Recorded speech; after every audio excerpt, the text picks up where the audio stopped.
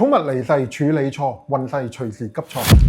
相信每個養寵物嘅人都驚面對寵物離世，但你知唔知寵物離世除咗帶嚟傷心，仲可能為屋企帶入無形嘅危機。太多人只顧懷念寵物，但係忽略咗一連串嘅隱藏禁忌，結果唔單止自己難以放下，仲會拖累家人。其實寵物同人一樣有靈性，尤其係同主人感情深厚嘅寵物，離開之後往往會因為留戀而停留原地。如果你只係簡單嘅安葬，甚至將骨灰或遺物放喺屋企，唔單止無法幫助寵物安息，反而容易聚集陰氣，令全屋氣場變差。更嚴重係家人開始出現精神恍惚、身體不適，甚至新寵物都變得脾氣古怪，難以適應。所以要正確送別寵物，進行簡單又誠心嘅潔淨儀式，點香啊、灑淨灑水啊、念咒祝福啊，讓寵物靈魂安心離開。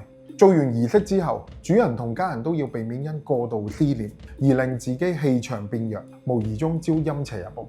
千祈唔好即刻養新嘅寵物，最好等足7日。我見過好多屋主因為無知而犯錯，最終屋企怪事連連。寵物離世唔只係一個結束，做好送別同埋自我保護，先可以守住全家安康。嚟緊我會喺香港開設本門嘅分壇，用身體力行嘅方式分享我嘅法科知識、化煞方法以及真實個案。想知道更多，可以追蹤我朱金輝師傅。